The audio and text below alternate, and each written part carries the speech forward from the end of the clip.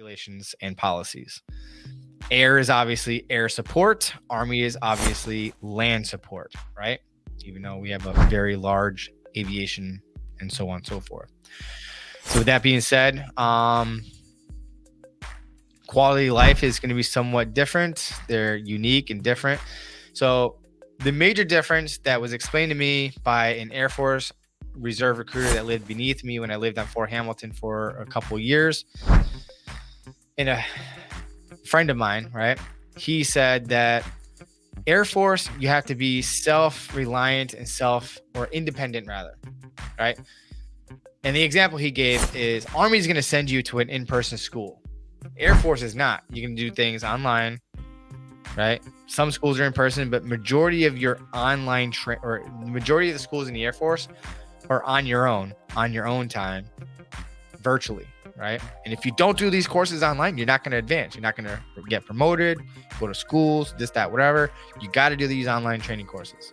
So you got to be independent and disciplined to get these things done. Where the Army kind of more, lack of a better term, spoon feeds you things, right? I mean, you're still doing the work, but it's more like in person, force fed, so to speak.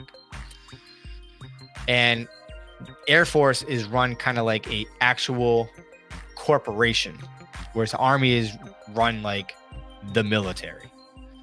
So the Air Force is kind of like the way my Air Force Reserve recruiter explained it. Well, he used to be an Air Force recruiter before he became an Air Force Reserve recruiter, but I digress. The Air Force is the closest thing to being a civilian while being in the military at the same time. That is the Air Force in a nutshell. Nothing against the Air Force. It's a branch of the military, and they're very specific to their job. So if your job is to pick up bricks here and move it over there, it's kind of like the Union, right? They don't wear multiple hats. If your job is literally to pick up bricks and put them over there, and you are a shovel person, you as a shovel person cannot do the job of somebody that picks up that brick here and puts it over there. So if that person is responsible for that lane of work, no one else can do it except for that person or in that department, basically. Kind of annoying.